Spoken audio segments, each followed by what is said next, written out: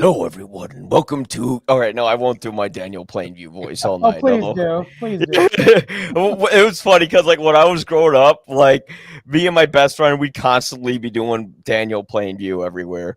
We'd always just be like, "No more hitting" and stuff like that. Yeah. But anyways, today with me, as always, we have Jeff York from the Establishing Shot. And an old friend from the show, Matt Fagerholm, from RodReaper.com and Indie Outlook. And Uh, Cinema Femme. My and wife's side Cinema Femme. Cinema Femme. Okay, so I'll add that one. Yeah. But guys, thank you so much for coming on. And today we're talking about the movie that for many years I considered to be Paul Thomas Anderson's magnus opus. And then I rewatched Magnolia last night, and now I'm questioning if it is or not. But they're just they're both completely different films, so it's like really hard to compare the two. And just like in terms of like style and career, like how much Anderson has shifted is amazing. But before we get into any of that, Matt, I haven't had you on for a while. Could you give us a little brief synopsis of There Will Be Blood and your thoughts on it? Synopsis. Oh goodness. I mean, when I first saw this film, it was in 2007. It was a preview screening. It was late at night, and I walked out of there feeling like I had just been bludgeoned in the head with a bowling pin. Like I didn't know what to make of it, but I knew I had seen something important, and it was like all great films. Like my favorite film, Mulholland Drive. It was like it's something about the film was calling me back, and the more I saw it, the more I realized this is one of the best films I've ever seen. I haven't seen it actually in a few years, and so I rewatched it this morning. So I guess you could say very loose adaptation of the Upton Sinclair book, Yeah. Oil, still unread by me. I should read it actually. And Daniel Day-Lewis playing Daniel, playing Plainview.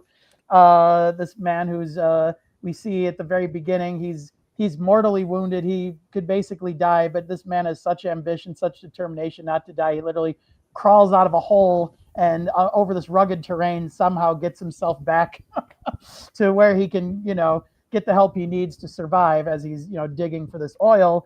And then he finds a, little boy. His father dies in an accident when they're drilling the oil, and decides this is going to be my son. And my early take on the film, I won't get into too much detail because we're going to have a big discussion here, but my early take on the film was this man is just a monster. He's capitalism run amok. And what's interesting is this time around watching it, I actually think he doesn't care about many people in his life, and he says that in the dialogue. I think he cares about the boy that he adopts as his child, all the way through the movie, even at the very end. I think there's a definite bond there that even when he's pushing the boy away at the end, I think it's almost to protect the boy from him. That's kind of how I see it, at least how I saw Daniel Day-Lewis's performance. But like every great work of art, certainly cinematic art, it plays differently every time I see it. So I don't know. It's about this man. He's trying to get the oil. He sees the oil in this very valuable place. Paul Dano playing Paul Sunday. Yeah.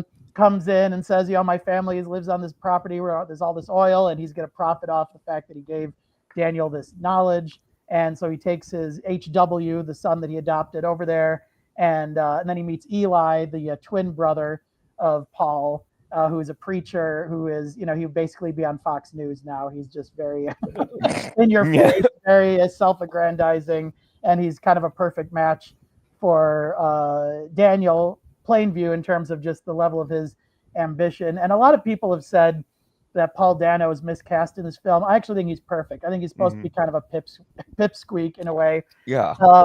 And so it's kind of a battle of the wills between these men, and for, kind of swaying the people in the community to their will. And I don't know how much more you wanted me to say in terms of like the synopsis, but that's how I see it. And I got to interview Paul Dano back in the day for Ruby Sparks, and I got to tell him my whole interpretation of the end of There'll Be Blood, so I can share a bit more about that later if we ever want to get into that. I assume this is a spoiler, Yeah, I should probably throw that up. Boink, spoilers. There you go. Exactly. Yeah. the whole video. It's hard to talk about the movie without talking about the whole movie. You know? Yeah, and again, it came out like almost 20 years ago now, because it's 2007 it came out, and in a couple of years it'll be 2017. So unbelievable. wow, yeah, no, I can't believe that much time has gone by. But Yeah.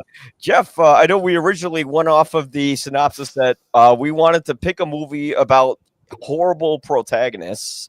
So, Jeff, why did you think There Will Be Blood was a good choice when I brought it up? Well, it's funny. I think that one of the reasons that this film has stood the test of time is that it's unrelenting in its sort of portrayal of this terrible man. And he, in many respects, doesn't get better. Maybe it gets worse, especially because I think by the end he's an alcoholic and pushed all these people away, and he doesn't seem any happier with all of his riches. In fact, he basically says it's not enough for me to have all that. I want other people to not have it. And he's just kind of vicious. I do agree with Matt that I think in a way his awfulness towards HW is in a way of showing love, because at first he started him, he got him mostly as a prop, sort of get him to be able to sort of cozy his way into the communities as I'm a family man and it's just my son and me, and the pity and the sympathy and all that, and he's a deaf kid and everything else. But I think ultimately, as it was the only person that was there really with him, that he came to care about him, but he doesn't know how to. So he probably shows love by being just mean to him and pushing him away, as Matt said. But what I thought was extraordinary about the film, and what I recognized right off the bat with what Paul Thomas Anderson was going for, and indeed Daniel Day-Lewis in his performance, was sort of treating it almost like it's a biopic, although it's not based on a real person, come horror movie. I mean, Johnny Greenwood's score for this is that of a horror movie. And yet we don't really see anything that is like, typical scary kinds of cues or jump scares or whatever else that you'd associate with the genre. But this character is the biggest monster more than anybody. It's funny. I'll tell you what's ironic, too, is that we must have been ready for seeing things newer and darker in those days, because the other film that was big that year was No Country for Old Men, which was very similarly themed with a terribly dark character at the center of it. Shot in the same area. Exactly. They saw the plume They're of the both smoke sort in of the back. modern. They literally had to stop filming because of the smoke coming from Paul Thomas Anderson's set. Yeah. I mean, they're both kind of modern Westerns in a way of, sort of the big villain coming into town, like Henry Fonda in Once Upon a Time in the West. And, there too with Javier Bardem's Anton Sugar at the center of that, this sort of irredeemable, just life force of villainy in it. And then they very rightfully so both won the Oscars that year. But I think it's a hard sit. It's a tough movie, but it's also very entertaining. And I think you almost watch it and it could almost be interpreted as a dark comedy, I think, as well, because some of it is so over the top and big and weird and, like, is this guy really going to be this bad? There's no real arc. I mean, we thought Michael's arc in, Godfather 2 was bleak, because he's like, is he really going to kill Fredo? Yes, he is. Is he really going to slam the door in his wife's face? Yes, he is. Once again, the door closes. But I think it was also kind of a big turning point for Paul Thomas Anderson, because I think this didn't feel like some of the other ensemble things. I think Magnolia and Boogie Nights had a certain Scorsese kind of Goodfellas Casino feel to them. Not that there's anything wrong with that. They're wonderful films, but they're vast casts and sort of sprawling in time period and covering a lot of ground and being very specific about Los Angeles as well. And this was 180 degrees from that. It's 3 or 4 characters at most. You've got great actors in it like Ciarán Hinds, and he's barely in it, but he's there and important for what he is and stuff. I also just want to say one last thing before I pipe down a little bit. What I think the reason that Paul Dano was cast, in addition to being a good actor, is he always, and even to this day, suggests boyishness. And I think the importance of this was that it's a double in some respects, if you will, for his boy, HW, because he's sort of schooling and sort of taking these 2 young people sort of under his wing, and he destroys both of them in a way. And I think that at the end, is it funny? Yes, it's a very funny scene, but it's also tragic. But the fact that Paul Dano's character, Eli, hasn't really changed much. He's now poor, and yet he's still kind of boyish and naive and not sort of understanding who Daniel is exactly. I think that was important. And if it was somebody who, I don't know, like Mark Ruffalo to me has never seemed young. He's always seemed like an old soul on camera, even when he was first making his breakthrough with You Can Count on Me. He seemed, kind of guileless and immature, but not boyish. Where here, I think Paul Dano creates that, and it keeps that metaphor, that comparison, that sort of dual path of who really the foils are in Daniel's life are. So I think he was perfect casting, and Dano should have gotten an Academy Award nomination as well. And for some particular reason, they overlooked him. Yeah. So when I saw this movie, I loved it immediately. Because I don't know what it is, but something about protagonists who are horrible people, but there's something very complicated about them where they reflect an ugly side of ourselves that we don't want to see, but Anderson's like reflecting a mirror on us. I thought was brilliant, because I always questioned, did he love his son? Did he not love his son? And I feel like he might love him, but he doesn't know. I feel like when he first raised him, he was basically like a playing card for him. He's like, okay, I'm going to go to like these small towns where all these people who I know are dumber than me will see me with my kid and be like, oh, he's a family man. He wants to open up oil fields and make our town sprawl, when really he's just completely fucking over every community that he's in, because he's just going to take the money for himself. They're not really going to prosper. Most of that money is going to go to his unnamed company. And when you kind of get to the end, I don't feel like he was pushing it away because he loved him. I think he was pushing him away because he literally thought like, well, I love money more than I love anything. And now my own son is challenging the only thing I hold true and dear to me, because you get that beginning half where he's talking to his brother and he says he doesn't want to talk about his past. We know that he ran away from home, I think, at a certain point, and then just kind of made it on his own.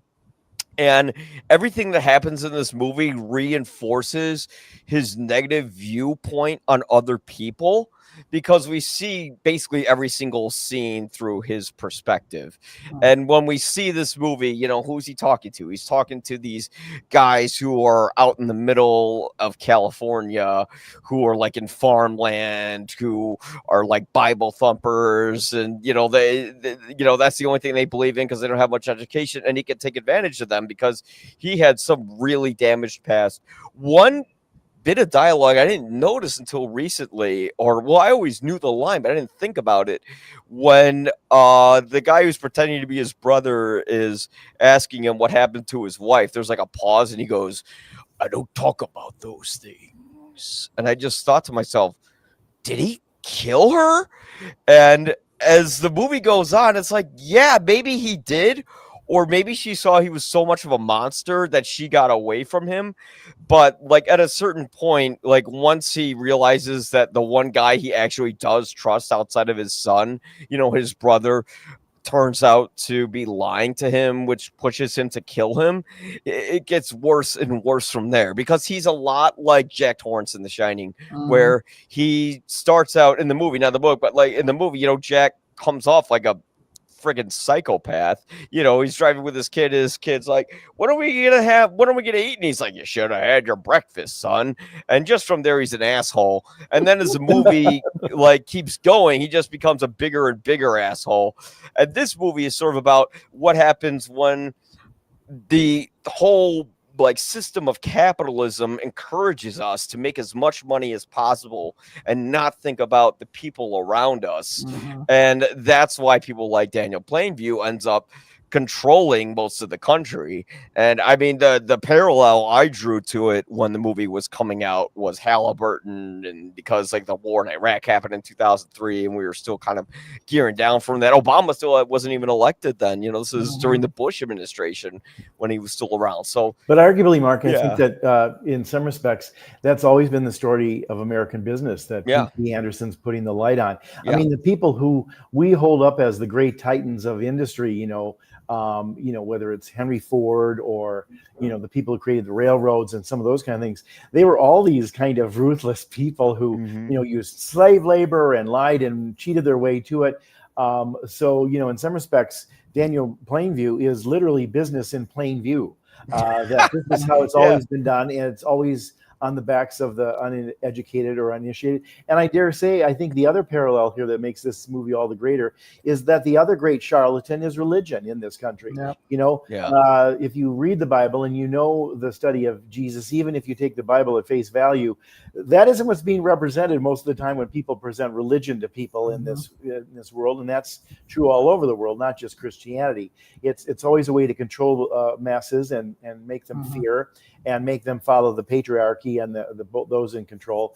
So it's kind of the two charlatans at play here are business and religion, and yet I think we would like to tell ourselves, at least in America, that somehow capitalism and religion are both wonderful institutions, when the history would suggest a far different scenario.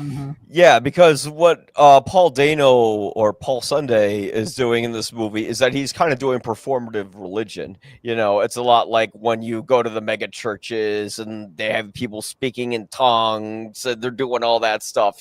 It's like he's not really preaching or believing in God. It's just like the only thing that he can find where he could be important in his little community and acquire as much power as he can.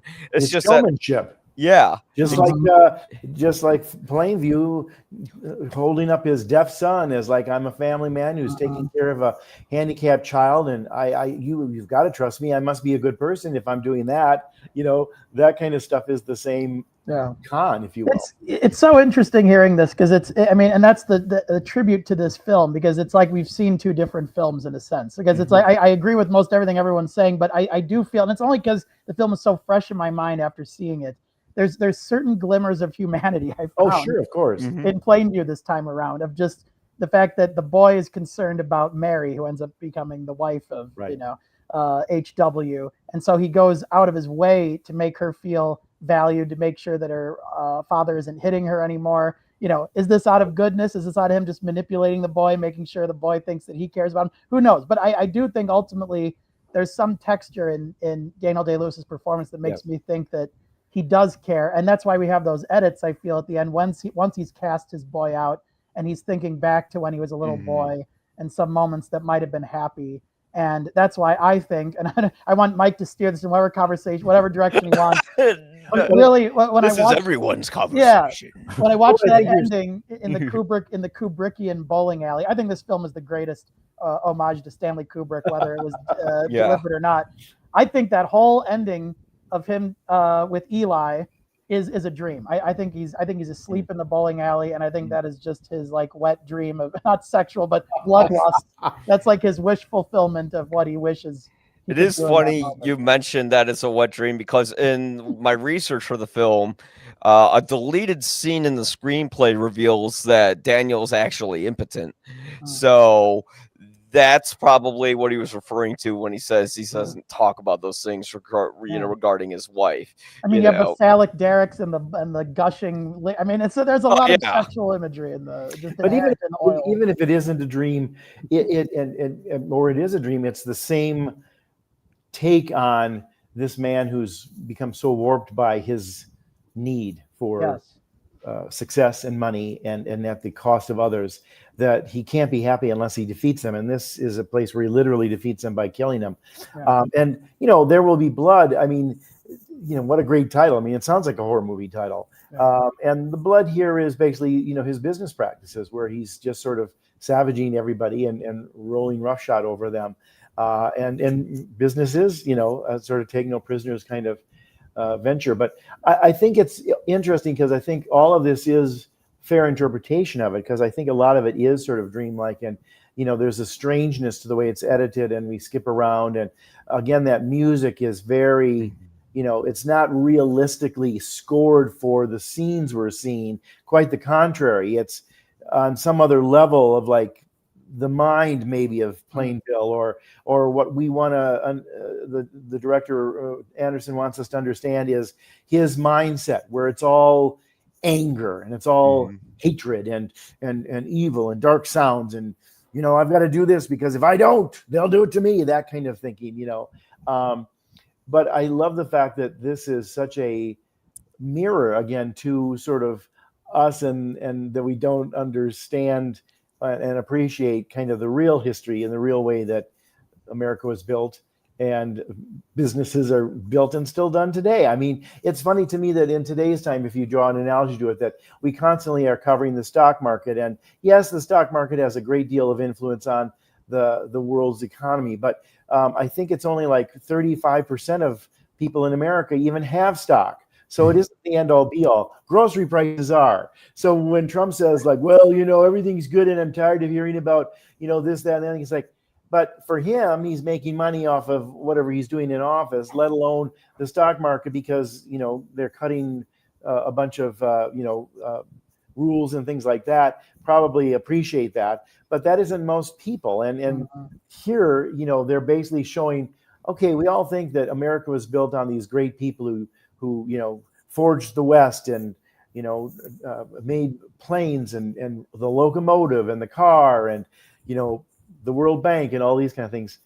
And most of it is sort of the same people that Christ threw out of the temple, the money changers, people who didn't have good thoughts in their mind. And then what is done to our religious people today? Well, they're not acting like that. They just want the money to keep coming in, get you scared, make you think that I've got some power to heal. And then we pass the plate, because it's not about, oh, we're doing God's work here. It's like, no, to continue God's work, we need you to give us money. So it's really kind of all about the almighty buck. In fact, it almost could have been called Greed, this film, but that might be a little too on the nose. Well, it's funny because what you were mentioning the God thing, it just reminded me of that old George Carlin bit about how he says, God will send you to a place full of the burning and torture forever as long as you don't follow the 10 Commandments, but he loves you and he always needs money, which, I mean, he called it right on the nose there. But the most complicated thing is that this movie is about blood money, and it's about how that blood money has funded and created America. And, it's about those few people who are willing, vicious, tenacious, and driven enough to do the things that make them the upper 1%. But to be there, you have to be like a certain level of piece of shit like this guy is. And that's kind of why. But here's the funniest thing is that this guy, like, he's so horrible, but at the same time, like, I knew there were like really dark moments in my life where I kind of related to Daniel Plainview, where I wasn't doing well. I wanted to succeed. And I always thought for a while that whole, I have a competition in me speech was a little good impression. It's a good, very good impression. Ridiculously good. I hate most people. All right, but anyways, I've been doing that.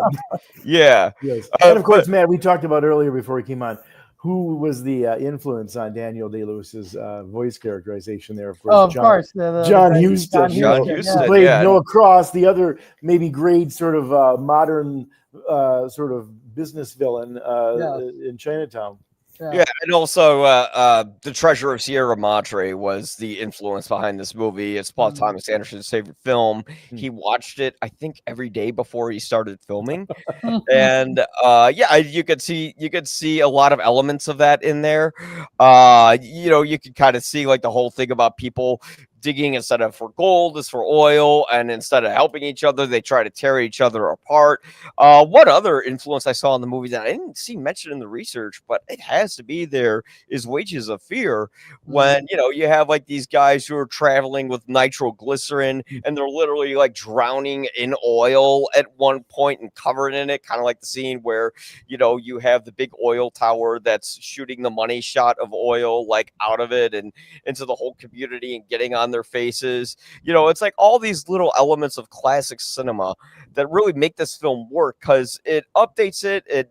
What makes Paul Thomas Anderson so different, because like you were saying, Jeff, how he's a lot like Martin Scorsese inspired from his films, because that was like the first thing I thought of when I saw Boogie Nights, how they use the whole long take across the club. It's a Copacabana again, or if you talk about Magnolia, it's like all Scorsese's movies except without the narration from the more popular films of his.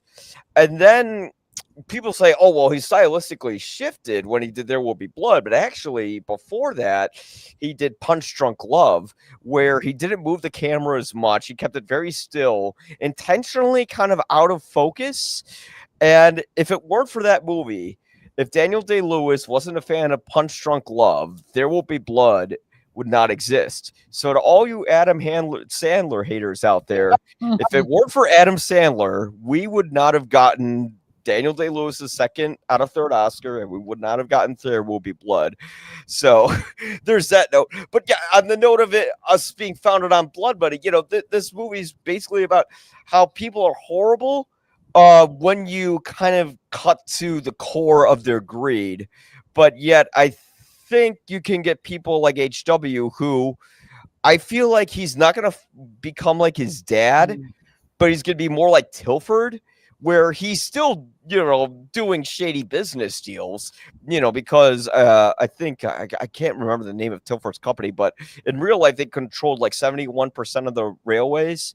So, and that's basically what opened up the whole controversy regarding ownership of oil. And that's why we have companies like, Exxon, Mobil and all the BP and all these other gas companies. But yeah, like HW would be a little more like Tilford, where he pretends to be like a good guy and still has some semblance of empathy, where Daniel Plainview doesn't hide what he's like. He shows you right up front exactly what he is, and the movie doesn't flinch away with that. The movie is on Daniel Plainview the whole time. I think Daniel Plainview might be even more evil than, was his name Billy the Butcher in Gangs in New York? Yeah. Bill the Butcher, yeah. He was more evil than him, because at least Billy the Butcher had some kind of fucked up, horrible, belief that he had. Well, and he was in a gang. Yeah, and he was in a gang. He's supposed to be above all that kind of fighting and violence, and ultimately he uses a different. I have a lot more hope for HW. Let me just say, I do. Sure. I mean, when he says, "I'm so glad, I'm so grateful, I have none of you in me," I think he means it. I don't think he's going to be the same. I think he's the light in the yes. In the just like how Chase Infinity in One Battle After Another, it's the hope of the young generation. Hopefully, leading to a better. I think he is, and I don't think he's destroyed by his father, because he rejects those parts of his father that. I think it's also interesting that the choice to have him be deaf means that he can't hear his father's bullshit. But he still smacks the shit out of him when he comes back. I know, but I mean, at the same time, literally, he's angry. He deserves to be angry. It's literally him turning a deaf ear to the influence of that. Like he's around the world enough to go into the business, but he's not going to be like his father. And I think sometimes with very, very bad parenting, people either become just like that and it becomes a bad cycle, or they utterly reject it and lose relationships and connections with all that kind of stuff because they reject it. And I think HW rejects most of Daniel Plainfield, and that probably turns him into a drinker as well, because at the end of the day, the one person who he was supposed to be caring about it close to is rejecting his whole modus operandi. I love his interpreter. That's one character I never really know. So the guy who's there, and the way that he looks at him when he's saying, "I'm so grateful I have none of you. I thank God I have none of you in me." Like he's just like, he's the way he's shaking his head, like, "I'm so glad he's just saying it." Okay, get the hell out of there. And the greatest part is he doesn't have to hear him saying, "You're just a bastard in a basket" when he's walking away, because he can't see his lips moving. I mean, it's a wonderful performance. I don't know that actor's name, but I think he's actually deaf in real life. And actually, the kid who played HW, he wasn't an actor. He was just like some kid from Texas. Yes. And originally the mom was kind of like scared to cast him in the movie because she saw a copy of Gangs of New York where he plays, a murderous psychopath. Both with mustaches. Yeah. Well, isn't it fascinating too that Daniel Day-Lewis, who arguably was introduced to American audiences through two movies that are wildly different from this. My Beautiful Laundrette, where he's playing a sort of sensitive gay character. And then, of course, the fop that he played in A Room with a View, where, he's kind of the comic foil through that as the supposed, quarter of Helena Bonham Carter's character. And yet he's so obviously not very good at any of it. But he's that good of an actor that he can play all different kinds of a range like that. And from finicky to foppish to frightening. I mean, and then he turns around and does Lincoln for the ages that he does Lincoln, and as Bill the Butcher, he literally throws a dagger at a picture of Lincoln. Yeah. Yes, like, I'll be getting to you in a decade. I also love the fact too that of course, the story that Daniel Day-Lewis said he was willing to do Lincoln, but he wanted to take at least 6 months off, was it, before he would film, because he wanted to really study and get the voice right and understand that kind of accent. So he went to the accent people and people from that part of the country where he's from, because there is we all tend to throw on, like, everybody can do a Southern accent, but there's a very big difference between Alabama Southern accent versus a Texas Southern accent, and even across the state of Texas. West Texas is very different from the middle or the east part of the state. So I love his perfectionism in this, and the fact that he's got a big walrusy mustache in it, but he still looks like Daniel Day-Lewis. But there's nothing in this performance that would make you think of some of those other people that he's played in. Or when you hear him interviewed, I mean, he's the most quiet and easygoing, very kind person. It's like, holy crap, where did you dig Daniel Plainfield out of? But it's just one of the great actor showcases I've ever seen. You just kind of sit there in awe watching him. And Paul Thomas Anderson has the patience to let things happen where you almost wonder, like, was this scripted? Like, are they just kind of exploring here? Like, this the spontaneity of moments, that seeming spontaneity when he puts like the whatever, just kind of like the dish, whatever, the handkerchief over his head or whatever. I talked to the union about the pipeline. Exactly. And he just lets that run on, and it's just so excruciating. But it's you just love to watch the process, the little nuances that another director may have been like, okay, cut, let's just get to the next thing. Like, no, he has the patience to let things run long, but there's not a dull moment in the film. He just and I don't know if you've seen the deleted scenes or the outtakes from it, but like there's actually a little moment where you see him break character a little bit, where like he's doing his whole thing with Topher, just being a jerk across the table, and then right before they cut, like you see him like break down and kind of smile, and it's like, oh my god, that's like finding a freaking the Loch Ness monster, seeing Daniel Plainview be out of character. And then Dylan Frazier as HW cracks up, and there was Russell Harvard. I just want to say that's the actor who's the adult HW. Okay. Give him a shout out. I probably should have said that in my notes, but that's all right. But one of the most amazing things is like, I connected to this movie during a dark period of my life, because at a certain point I'm like, I don't want anyone else to succeed but me. I completely understand what he's saying. I just want to be like a big name and screw everyone else. But luckily I had people pull me from that darkness. I think with Daniel Plainview, if HW didn't lose his hearing, for instance, and he didn't have to take him to a school where he had to get his hearing back, if that oil didn't pop out of the ground, which caused HW to end up losing his hearing, he might have ended up being more of a loving father and maybe being a little less greedy. But he doesn't get that. Every opportunity where something in life could happen to him where he could be a better person, he ends up becoming worse, because you have the incident where his son becomes deaf, but at the same time it's like, if he leaves him right there and takes care of his son instead of like taking care of whatever business is going on with the whole oil fire, then maybe he won't make as much money as he's about to. Who knows? And then, of course, you find out when you have the guy who's pretending to be his brother, and you find out that no, actually his brother died of tuberculosis, and he left him. Did he die of tuberculosis? Did this guy kill his brother? Who knows? Like, we don't even know. It's like all that trust he always has with everyone is constantly like undercut and betrayed, just like it was when he was a kid. And this is like what happens when, not just to sound like Jamie Lee Curtis on the tour of Halloween, it's not just trauma, it's actually about someone who they're showing the worst side of other people, and then it forms them into being a bad person. So when they see people being polite, they're like, no, that's not you. I'm you. And I'm Scarface saying, say goodnight to the bad guy. That's who I am. And that's what I do. And that's kind of the biggest tragedy of this movie, is that I feel like there's a lot of people who could have watched this and been like, yeah, you know what? I actually agree with that character, because you get a lot of screwed up people who will watch something like Goodfellas and be like, oh, those guys are cool. But then they don't pay attention. They don't pay attention to his whole downfall at the end. They don't pay attention to Daniel Plainview being completely miserable and alone. Like that's where it gets him. That's where it gets him. And I just have to mention real quick, because Robert Elswit's the only other person who won an Oscar for this. Yeah. The incredible Posthumously, cinematographer. yeah. One of my favorite shots in the film, again, leapt out at me when I saw it this morning, is the moment when Daniel realizes that, and I think that is the big turning point for him. Once this guy who he thinks is his brother, betrays him in this way, I think that really chips away at his humanity, his sanity. So the moment when they're sitting on the beach and he's like, wait a second, I don't think this guy's who I think it is. You get that amazing shot of them sitting in profile, and all of a sudden the brother's in shadow. All of a sudden he's a total mystery. Whereas Daniel's in the sun and then he walks into the water. Just little things like that, the compositions like that in this film are.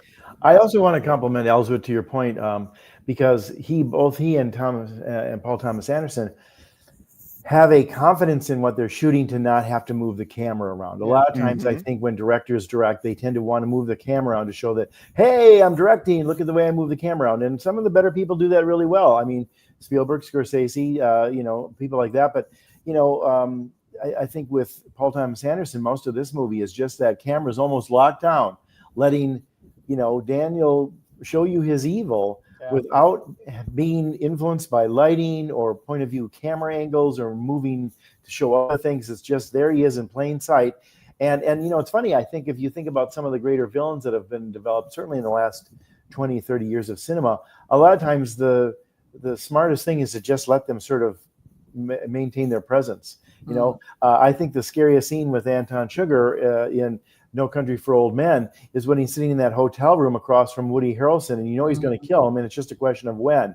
And he's calm and he's courteous and he's having this sort of matter-of-fact conversation. Or even, think about, Hannibal Lecter. Most of the time, he's kind of, controlled or encumbered, and yet his evil comes through even when he's being courteous. I mean, the first time Clarice sees him, he's like, good morning, and he's standing there just in the middle of the cell, calm, and they they're not creeping up on him. It's just a camera pen over, and there he stands, not a close-up, just sort of a medium shot to show that he's kind of a person. But then as you get to know him and watch him, and even when the camera is perfectly still, as it is in this movie too, you see that you're dealing with a terrible, terrible person.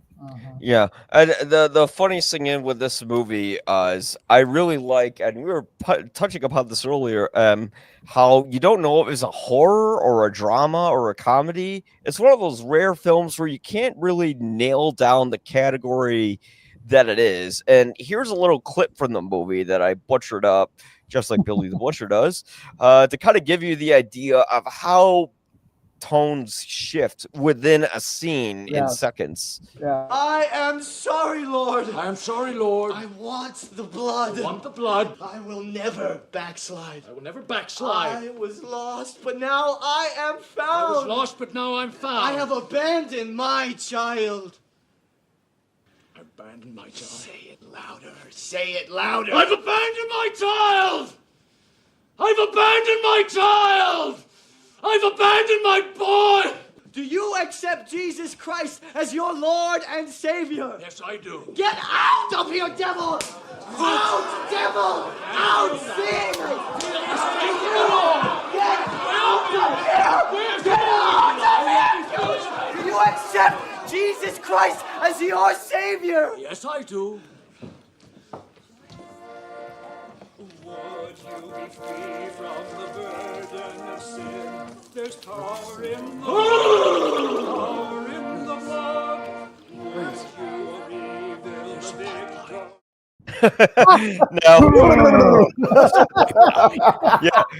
What I love about that scene is it starts out kind of awkward, but then it's kind of funny because he's like Daniel Plainview, just through like not his words, but just the way he's saying them, you could tell he's kind of like mocking him. He's like, "Are you a sinner, Daniel?" He's like, "Yes."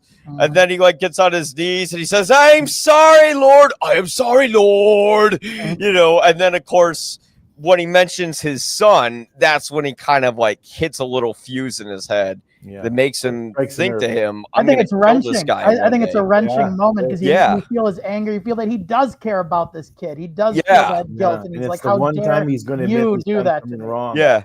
It becomes real serious and kind of scary. And then right when he kind of has this moment of reflection, like, I did abandon my child. Maybe I did. Bam! He gets slapped in the face, and all of a sudden it's silly again. And then they cut to like that really long wide shot where it's just like Daniel Plainview, like on his knees, like trying to act like he's dominant in the situation where he can't be. And Eli is just slapping him and doing all these silly body gestures. But like they could have added Benny Hill music to it, you know? I disagree with that, Mike. I think it's also the moment that he goes back to being who he is because he realizes it's a con. He doesn't think about like, I'm taking this bad spirit and throwing it out of you, and it's so over the top theatrical. I thought when you originally said the tone of it, that to me becomes comedic because that kind of religion is bullshit. It's utterly false and hilarious, and I think that's where maybe even though he's being roughed up and doesn't like that, I'm sure either, he's probably never been sort of hoisted about like that. I think Daniel Plainville realizes, I've got this guy because even though he's exposed this about me and got me, I know this is all a con. And it's a worse con than mine because I'm not using God as my shield. I may be using a child as my shield, but I'm also making some money for these people. I'm making more for myself. But I think in some respects, maybe Paul Thomas Anderson is coming down on the side of that, you know, religion has no business being as a business as it is. Business people with all the history from the beginning of time have known, oh, what's the one role of business? To make money. You know, and I think that's where what you mentioned as a shift is in that I think there he goes back and he's irredeemable after that. He's not coming back after that. I remember the big laugh. I remember the big laugh he gets. He's like, you know, yes, I do. And then, I mean, It becomes comedic because I think he realizes, you know, I've now been used as sort of this charade, and this guy's worse than I am, and I'm going to spend the rest of my time saying no to this genuine con. And we don't know what he says to Eli afterwards when he shakes his hand and he kind of like goes up to his ear and he whispers something, but he probably says something like, one day I'm going to kill you. And then and he does. Like, that's what I always interpreted it as. I mean, he like, does say earlier, I'm going to bury you. He says, that's right. But I did notice when he goes up to Eli in that moment, it's like we almost need like the replay here. There's like a little smile in Eli's face after he talks to him. So I'm like, maybe he's keeping up the ruse. Maybe he's, I don't know. Who knows? But I know that the last time he sees Eli, for sure, if we want to interpret the ending as a dream, that's kind of how it is for me now. The last time we see him, we're seeing Eli leaving, and he's going to go off and make his fortune, and he's, you know, just as much of a you know, opportunist as anyone else. Can I ask both of you, as not only excellent film critics and friends, but dare I say, young men, at least compared to me, who's quite a bit older. I'm always young. I'm almost 40, but I'm always really young. I've already lived half my life. I'm curious to know, as younger men, when you first saw this film, did you see it also as an indictment of machismo? Because I think that the Daniel Plainville character is so hell bent on acting tough and, you know, almost overly so in his way, not getting cleaned up after the oil is all over him, bullying everybody, talking down to people, even the businessmen in the hotel for lunch or the restaurant, he's rude to them, and he's constantly, turning everything, dare I say, into sort of a dick contest, like, I've got more money, I've got more power, I have more say, I can do this, I can do that, I have a competition me. He's so insecure that he overcompensates for it, and that's how it struck me as a man who was quite a bit older than you guys when you saw it. But what did you think as young, impressionable teenagers probably watching this? I totally knew he was being macho, just the way he's always bringing his voice in and speaking like, he has to push out his shit, and his scrotum is so heavy, it's going down on his vocal cords, the funniest man. And the funniest thing is about that performance is it's based on John Huston, and the performance, it's like really dark and disturbing, but it's also like kind of Looney Tunes and over the top and funny. And with most actors, I'd be like, what are they doing?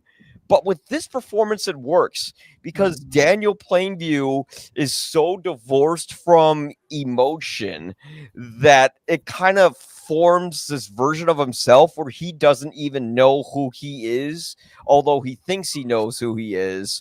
And it provides a depth to him where you kind of needed him to be so over the top to make it memorable. But yes, it's always about speaking in an assertive tone, always like even his body language, it's very stern. I always found it kind of unintentionally funny when he's driving like the car throughout California and he's got his big legs and he's bouncing up and down. But he's always meant to be kind of like a tough guy. And John Huston was sort of like a tough guy personality. He was always smoking cigars, on set. Have you guys ever seen White Hunter, Black Heart? No. The Clint Eastwood movie. It's a very, very loose sort of semi-biography of John Huston. No, its name changed and all that. But it's about a director who goes to Africa to hunt big game. And it's funny because Clint Eastwood plays the John Huston character, and he's like Daniel Day-Lewis does a little bit of the John Huston inflections in his voice. Clint isn't as good of an impressionist, but he's kind of like talking down here and sort of has this, well, we're going to do it this way kind of thing, which is, you can just sense a little bit of Huston in that. But I'm going to add that to my queue. That sounds great. Yeah, it's in fact, I believe Dave Kerr might have picked it as his best movie of 1990 when that film came out. But he was a big Clint Eastwood fan. Dave Kerr, the critic of I should answer it, or I should say my I was about to ask, what were your thoughts on? Is he a tough guy? Yeah. Because I think the sort of answered it, where watching it as someone who had like a Catholic upbringing, and then that ending was so disturbing the first time around, and trying to wrap my head around it, and I was getting into Kubrick, I think around the same time that I was then revisiting There'll Be Blood. And I realized, you have that music, that the Johnny Greenwood score, I love putting together these mixes for trick-or-treaters on Halloween. I love blasting different music that you wouldn't necessarily expect. Sure. Was some of the obvious ones, but I had There'll Be Blood music. It was either Future Markets or the title track, blasting through the window. And this kid goes, "This is the best Halloween music ever." It just fits the season so well. But it has that same foreboding of the incredible tracks, that Wendy Carlos did, and then all of the different, different composers that Kubrick curated for the Shining soundtrack. And just like with The Shining, you're like, did Jack Nicholson go over the top? Or it's like, no, I actually think it's perfect. It's supposed to be big. There's a bigness to that performance, just like there is for Daniel Day-Lewis. And the whole idea of, are people inherently good, or are we inherently just primitive beings who are susceptible to like our worst, instincts? That's always the core question at the end of Kubrick. And when I saw the ending, and I know it was, I'm not alone in this. I've seen other people have the same interpretation, but I mentioned it to Paul Dano when I interviewed him. I said, that ending now, when I look at it, it looks, when you see Daniel Plainview raise that bowling pin over his head, this is framed almost identically to the ape raising the bone over its head after fighting over this little stream, fighting over like this oil in 2001 and during the Dawn of Man sequence. And in the and this is what Paul Thomas Anderson did brilliantly with things like you mentioned Scorsese, those long takes. He'll take something that he's seen that's been an influence in, films of great directors, and then flip it on its head. And I think this is the best instance of this, of taking this imagery, and whether it's conscious or not. I think he's gone on record saying this wasn't a deliberate choice for me, but I think it's, even if it's accidental, it's the best accidental homage to Kubrick I've seen, of just, instead of the Dawn of Man, here's a tool, and now we're actually progressing, as a, species. Here, he's stripped of all the humanity, and he's just they're just apes, and Paul Dano's moving, he's kind of like screaming like the ape, and I'm the third revelation, and he's kind of walking like an ape, and it's like, I don't know. I just think the ending is it's the devolution of man. It's the best. And interesting too, because it's devolution as evolution. Yeah. Ape becomes more like man by being violent. That's considered progress in the chain of events. Walking upright, et cetera, et cetera. Yeah. And here, he's conquered his last maybe enemy, but he does it via murder, whether it's in a dream or not. It's turning what he had done just as sort of a metaphor in his business career now into exactly the physicality of that sort of idea, and really devolved as a human being. Yeah. So of course I had to say that to Paul Dano, and of course he was like, "Well, I wasn't thinking that when we were filming it." But that is a I really was cool. really wanting to go to interpretation. Hardee's afterwards to get a shake, but I don't know why. But Yeah. He's Well, like, I have to go back and watch the scene now. But I don't. To me, I actually did this as an experiment. I took the scene of the bone in 2001 and cut it and juxtaposed it with the scene, and There'll Be Blood, and they just fit so beautifully. Oh, man, you should make that a short on Facebook or YouTube. I mean, I put it together, but I don't want it to be. I don't want to get in trouble, so I only have it as a private video. If you don't mind me, Mike, just to say one quick comment on what Matt just said to us. I think a lot of times, there's always people who ask. I'm sure you get this too, but like, well, how do you watch films as a critic, or how do you see things a little bit deeper? I think if you read, I think if you're interested in human nature and people and understand conversation, it's easy to get into movies beyond just what is sort of appearing for you. There's, the themes and the symbolism and things like that. But one thing I will say that I think is almost a cue, and interesting that I'm using the term cue because it's about the music. I think 9 times out of 10, the way the filmmaker scores the film tells you what he wants the intent to be. And for example, you can see the Spielbergian influence in Poltergeist, because while there's lots of scary music in that, most of it is sympathetic. It's about a sad family and what they're going through. And Jerry Goldsmith's score was very specifically done that way. Just to use the Goldsmith metaphor again, or comparison again, in Planet of the Apes, we're in a different place, and it had to feel different. So he did his score by playing garbage can lids, or sort of bending a saw, making it going wow like that, as opposed to the typical brass and strings. Here, Anderson is clearly saying this man is a monster. This is in many ways an American horror story, well before that show came about. But and it's right there in the score from the get-go. I would argue the same thing was done. Was about Pablo Larraín, who did Jackie. I mean, the score on that is just Miko Levy. Yes, Miko Levy. It's a brilliant score. Yeah. And I mean, there's nothing in that suggests grace or lightness or the beauty or the elegance of Jackie. It's all just, she is spiraling down because of this event, and that boom. That was the composer. That's a horror movie as well. Jackie is also a horror film. Yes, I played the Under the Skin soundtrack for Trick or Treaters, and they said that's the best Halloween music ever. So it's funny. Like when I did Halloween music, I wasn't quite as creative. I added like Dracula and Silent Hill and stuff like that. Scores. But they're more obvious horror scores where that's the other thing that I love about the horror genre is it's become much broader now. Like some people say, well, Silence of the Lambs was the first horror movie that won Best Picture. Kind of, but I mean, most people would probably say it's a psychological thriller. I mean, I think if you polled 100 people, maybe 90 of them would say that. But it comes very close to horror in many, many ways, and I think horror can cover a number of things. We're living in a horror movie right now. Well, exactly, and it's not just the supernatural elements or boogeymen kind of characters. Human beings are usually the worst monsters, so they lend themselves to that, as you're talking about with today's time, Matt. And I think what's fascinating about this is that's such a clear choice that Anderson made to score it this way, and it's. I mean, you think about 100 other ways you could have done it, with tension and mystery and maybe even silence. I mean, this film could almost be one of those that they don't have a score. There are some films that are done that way where they just want the words to be sort of the music, if you will. That was No Country for Old Men. Yeah, that's right. There's no music in No Country for Old Men. Very good, Mike. But here it's a very conscious choice. Like, this is a horror movie, folks, and I'm telling you it through the score.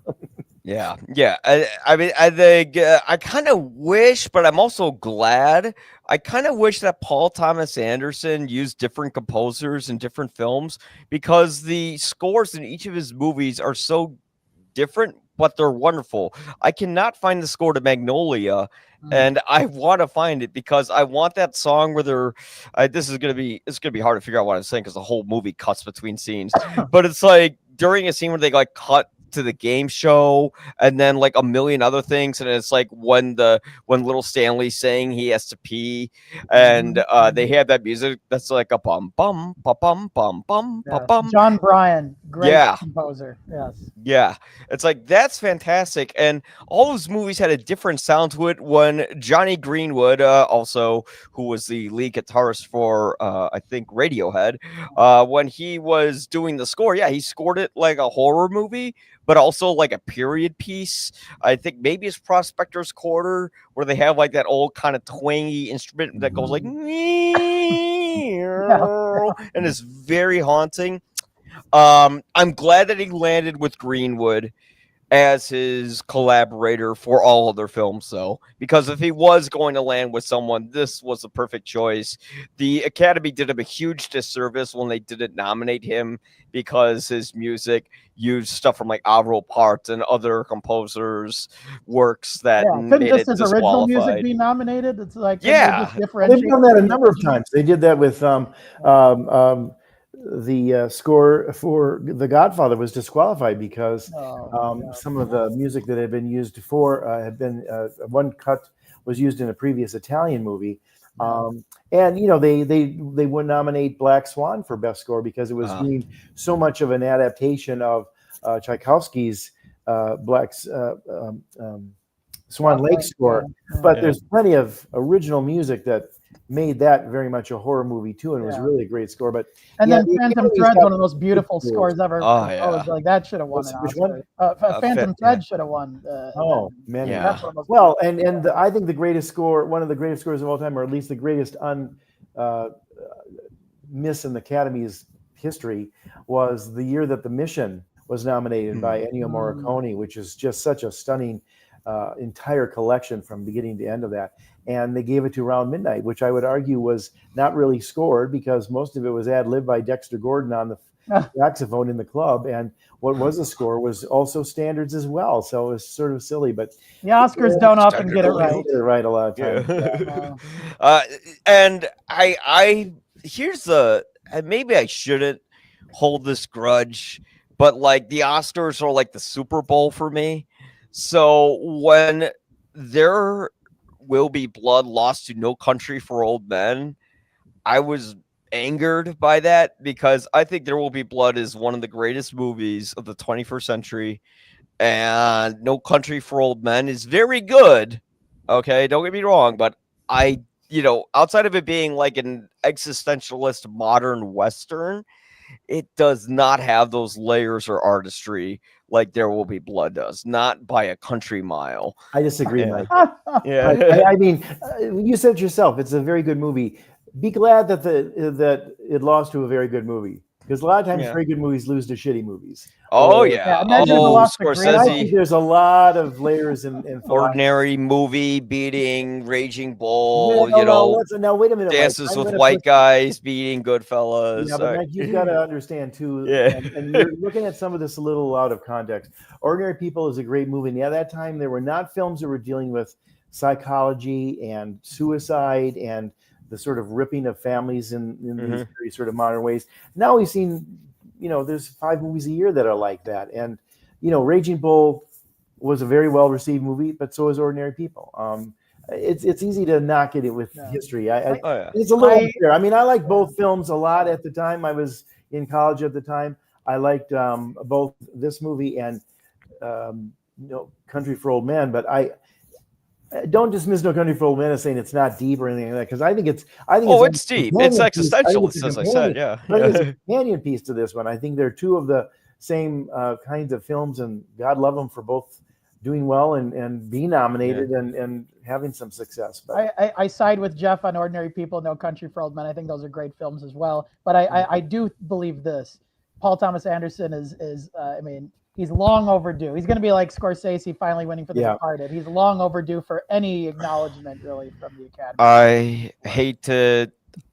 I don't want to get into detail about why I think Sinners will win, but Sinners. You think Sinners is going to win Best Picture? You think so? Yeah, I don't want to get into why, because people want to cancel me if I do. So, yeah, Can I ask a little bit Yeah. of counter to that? Because I'm actually a Yeah. bigger fan of Sinners than One Battle After Another. But I think One Battle After Another has a couple things going for it. One is, obviously it's a very well-liked film and popular, and, critics, hosannas, and, Paul Thomas Anderson has been terrific for how many years now? Since, 97, when he kind of really broke through with large audiences with Boogie Nights. But there's an interesting thing about a comparison of films, and it directly leads to the Academy membership. The Academy membership has, expanded its range and stuff over the last few years to try to become not so much like, Oscars so white. Remember that hashtag a few years back?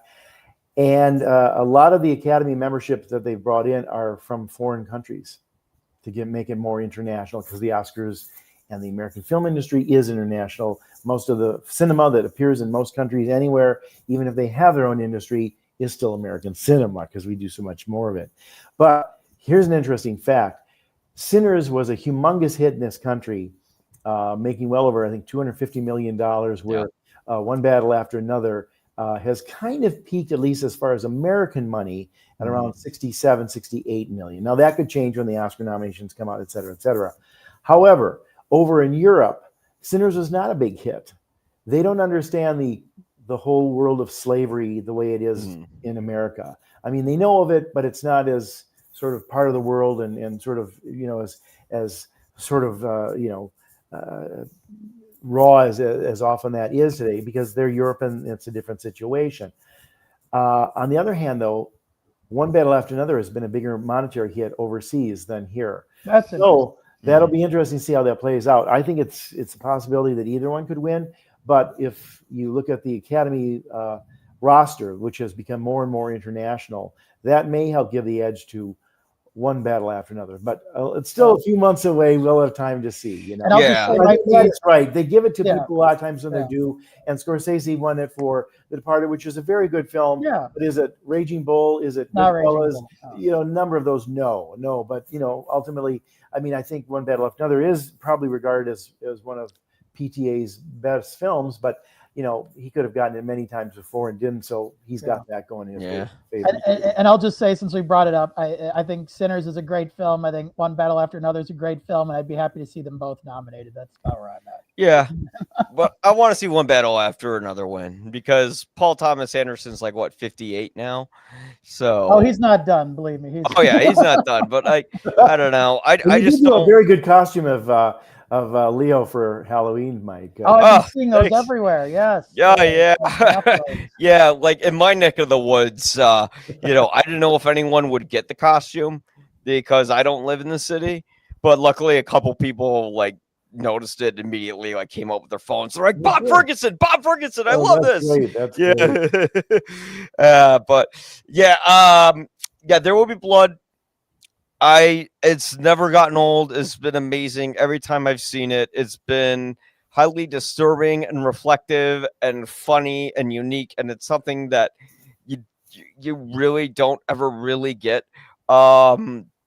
When it comes to PTA's best film, it's hard, man, because I it was easily There Will Be Blood, and then I saw Magnolia again last night. I haven't seen this in years. I finally have enough sleep, enough free time. I'll finally watch this, and it kind of gave me an existential experience while I was watching it. So I definitely need to save an episode for that film. Magnolia is in my top 10 favorite films of all time. That's my favorite PTA because I saw it at an impressionable age. I saw it in high school before I really got into Scorsese and Altman. So that was the gateway for me into so many great American filmmakers, of people who are breaking the rules, who are creating their own language, and I relate so deeply to John C. Reilly's character, someone with a Catholic past. I adore him, and so when I got to interview Melora Walters, who has the great role as the woman, I had to talk to her about that, and it just that close up on her face at the end, I just never can stop thinking about. So it was cool to talk to her about that. But yeah, Magnolia, There'll Be Blood, those are my two favorite PTAs. But there's so many different types of great. I love Boogie Nights. I love Phantom Thread. I love. Hard Eight. Even his first film is a knockout.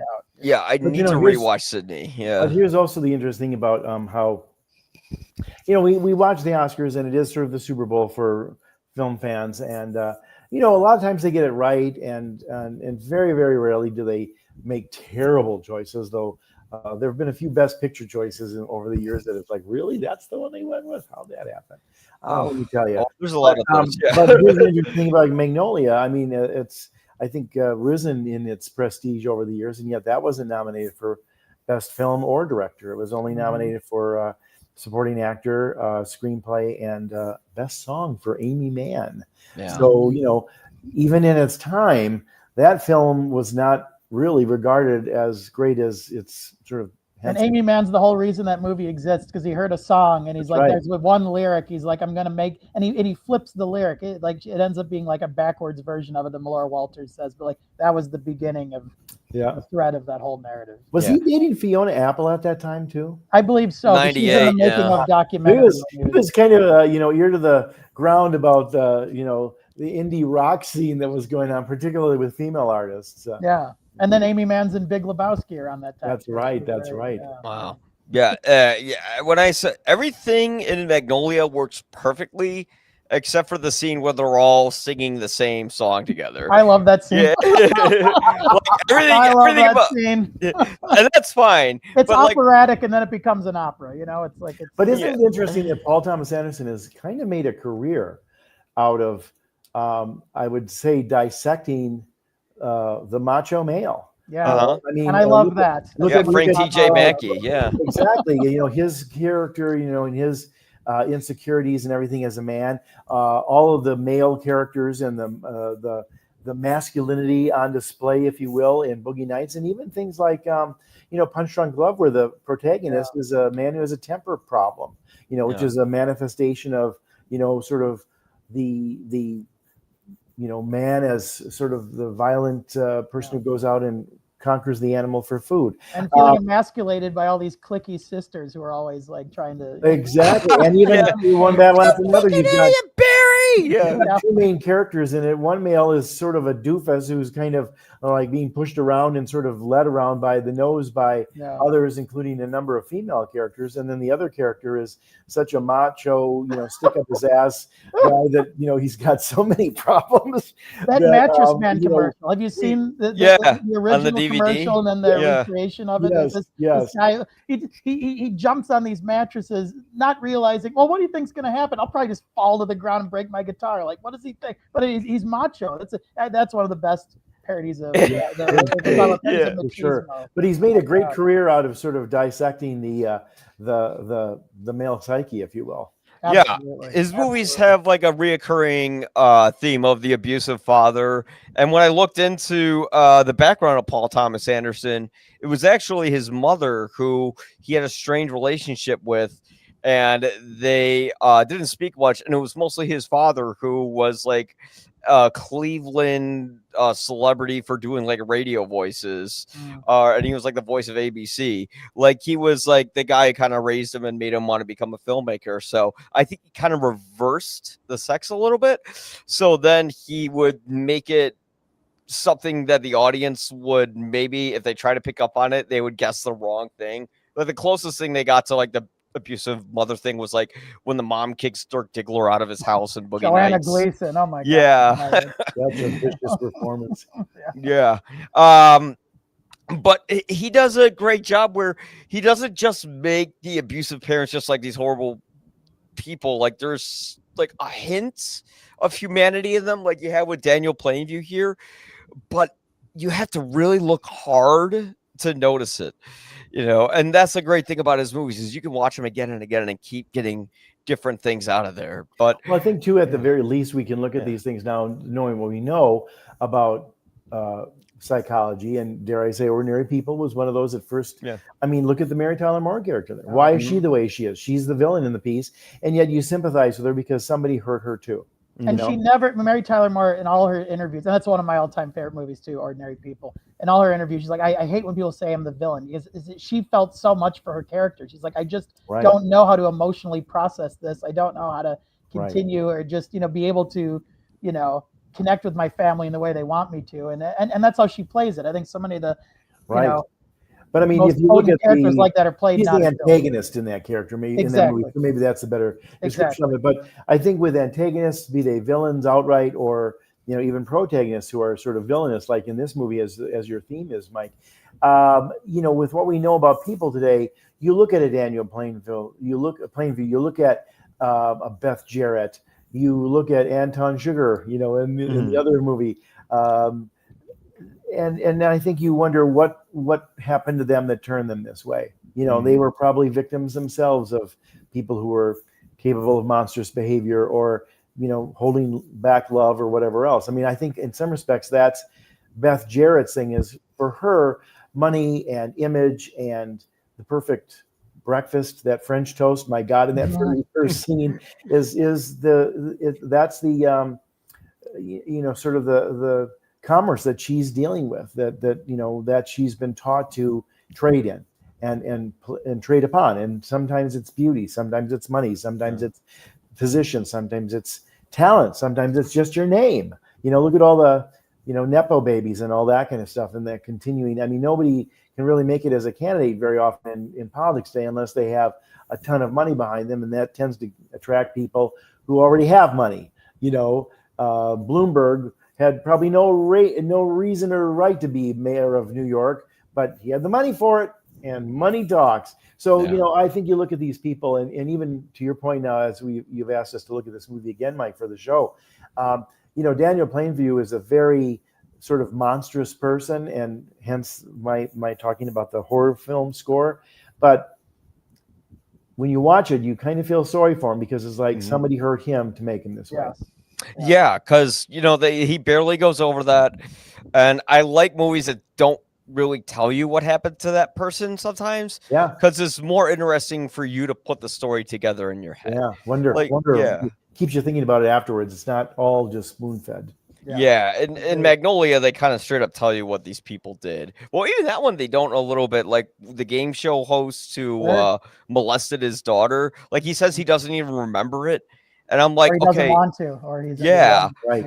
But even the Tom Cruise character in there, he says these terrible things, and yet, when he's crying in front of his dying father, you realize that he doesn't have the connection to his old man. So of course he can't connect to anybody, let alone women. And maybe women are the villain because that's easier for him to turn into the villain rather than his own father. And I love April Grace as the woman cross-examining him, the interviewer who never really, people don't really say her name, but she was also in One Battle After Another. She's she's like the head nun at the Chase Infinity hangs out. So she always has some interesting character roles every now and then. I didn't know that was her. Yeah, because she's an AI, Mike. We talked about AI on the show. She's the woman who questions William Hurt in the that's right. That's right. Is it a question of love? Yes.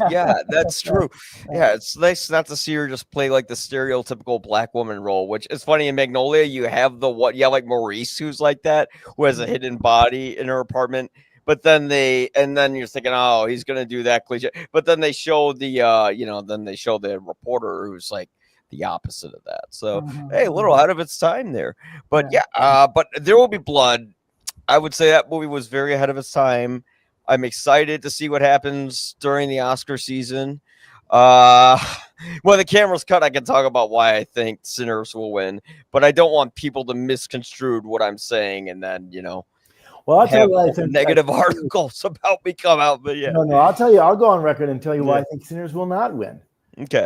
And I think it's because it's a horror movie, and I think there are just some people in the Academy, maybe from the foreign countries as well, who knows, that just can't bring themselves to recognize horror as a top of the food chain, if you will. It's too much of a, it's manipulative and it's. Baser instincts, and it's violent, and sometimes it's gross, blah, blah, blah, blah, blah. I mean, I tell this story all the time, and I think I've told you both of it, but I'm old enough to know that when The Thing, John Carpenter's remake of The Thing came out in 1982, critics hated it, and audiences didn't like it. I saw it the night it opened and thought it was fantastic, but all they could see was like, oh, those gross special effects and the weird dog bodies and, half alien, half whatever human beings. It's like, that's the premise of it, though. The alien is caught metamorphosis, and he can't, become completely the dog or completely the person Yeah. to, disguise himself and then enter society and rule the world. But they couldn't get past that. And now it's regarded as one of the greatest horror movies of all time, more often than not in the top 10 of those kind of lists.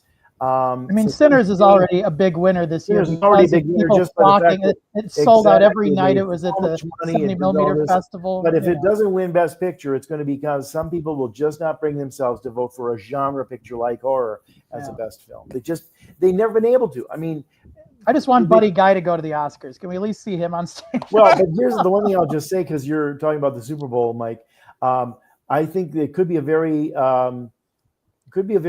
sort of boring night in the sense of, it's going to come down to, I think most categories are either going to be won by One Battle After Another, Sinners, or maybe Wicked for Good. What about Hamnet or Hamnet will win acting. It will not win some of the other stuff, I don't think. Okay. But we'll see. But I haven't seen seriously, Hamnet yet. it could be those 4 films that may be doing the most play. But Wicked has a lot of the technical stuff. It's also, got the couple new songs. But One Battle After Another. There's a possibility that One Battle After Another will get the most acting nominations since, I think, All About Eve, which got 5 or 6 in a year. But we'll see. And Sinners, Sinners can and One Battle After Another could easily be nominated in almost all the categories as you go down. Particularly Sinners being a period piece, because that'll be up for costumes. One Battle After Another will not. It'll be up for art direction. I doubt that our One Battle will be. But anyway, so just throwing that out there since you brought up the Super Bowl of film critics. Yeah, and I'm fine with it being a horror movie, although I think it's a little too much like a conventional horror movie. It turns into like From Dusk Till Dawn at the last act, but it's like a more intelligent version of it. Well, it's but a bigger metaphor, I think. I get the metaphor. No, I get the total metaphor about letting the white people in and they ruin everything, and I get all of that. But I think there's more to it than Mike, but that would be for a whole other. Haley Steinfeld, someone, but show to be where you watch Ordinary People again, and Mike and Matt and I will come on to talk to you about that one. It'll be a therapy session trying to get me over why I think Raging Bull decided to win. Apples and oranges. Raging Bull's probably his best film, actually. Yeah, that was my favorite for years. Goodfellas is great. A lot of people don't think less of Ordinary People today, but they think a lot less of Dances with Wolves. Well, yeah, especially when Avatar basically remade it, as well as every other major studio remade that film. But oh my God, I see you. What was the thing I just watched? Some movie where they were using that line again, and that's all I think of when I think of Avatar. Is just that one line, "I see you," and Leo said that to Kate in Titanic in this one moment, and then that was the line that was all through the first movie, and then the second movie, it's almost every other line is "I see." No, I see you. I see. I hope the third Avatar is a silent film. But there's no dialogue. I'm hoping that fire really changes the color palette, because it's like so much blue. God Lord. I know. Water, aqua. What the hey, man. Sentimental value. That's what I said. Sentimental value. That's right. Yeah, it's funny. The second one, I remember at the time I gave it a great review, and then I was like, "Wow, I don't remember a single thing about that movie other than one character dying, and I'm glad they killed the character because they went there." And then the rest of it, I was like, "Yeah, the military guy's back. They're gonna fight him again." Okay. Sinners is 1,000 times better than Avatar. So I just go on record and say that. Yeah, and I think Sinners also has a lot of great performances in it too. Yeah. Oh yeah. Oh, absolutely. Yeah, Michael B. Jordan's great in it. Delroy Lindo's great in it. Yeah. Haley Steinfeld. Yeah, the one white girl. He has a relationship with one white woman, and look at what she does. Yeah, man. She was Anyways, I think we'll get down to our final rating for There Will Be Blood. Matt, out of 4 Guinnesses, we also include the halves. What would you give it? Oh, it's a clear 4 out of 4. It's one of the best films I've ever seen, and I adore it. Yeah. Should have made it milkshakes, but I gotta keep consistency. I thought for sure milkshakes. Bowling pins, yeah. You could have my straw go all the way over to your 4. Yes. I'm gonna give it 8 stars. That's what I'm doing, Mike. Oh, it's funny. They took that line from a congressional hearing, and it was called like the teapot scandal or something like that.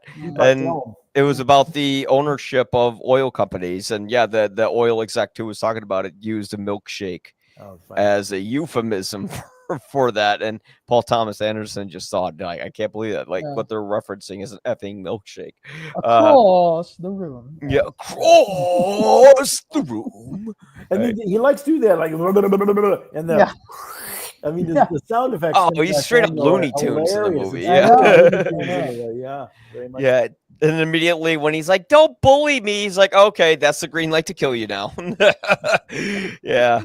But yeah, and I always wondered what he meant by I'm finished in the end. Does it mean like Oh, there's a lot you can read into that line. Yeah, I know. Even South Park made fun of that at one point. I actually have the ape say I'm finished when he throws the bone in the air in my Did you add the do at the end? No, just silence after that. Okay. Jeff, how many Guinnesses would you give? 4 Guinnesses and 4 milkshakes. So. That's right. Yes. 4 for me as well, Eli. All right, I'm gonna be doing that voice all day now. I usually do. I always go. I always think it's funny when he's fighting Eli and he like Eli spits at him and he goes like, oh, it's so fucking cartoony. He's wearing this awful like ratty shawl collared sweater at the end. You know, yeah, got like the 5 days growth. He looks like about you can almost smell him like he's Gary Oldman in Slow Horses. Yeah. And there's that great shot. Smell him off the screen, you know. Yeah, 1-2 shots I always realized, and I think it was intentionally like breaking the rule of thirds and not matching, is when Eli's about to walk to Daniel before he slaps the shit out of him. Like from the behind, it looks like he's like walking towards the water, like he's walking on water, and like it's almost like he's in his own head, like I'm holy, I'm God, I'm everything. Like, people listen to me. Then they cut to the side shot of him walking, and you can tell, no, he's walking in the dirt. And that's when he approaches Daniel and then he slaps him. So it just kind of shows, no, you're not holy. You're walking on dirt, not water. Get your head out of your ass, Eli. That's what I loved about that little moment. But yes, 4 out of 4 for me. If I didn't show before, very good. But guys, thank you so much for watching this. You can check out Jeff York's work at theestablishingshot.org and Matt Fagerholm at Indie-Outlook and Cinema Femme, you said, right? Cinema Femme, that's where I'm doing most of my writing right now. I got to talk to some great people like Agnieszka Holland at the Chicago International Matt, Film did you sleep with the boss to get that job? We're married. What can I say?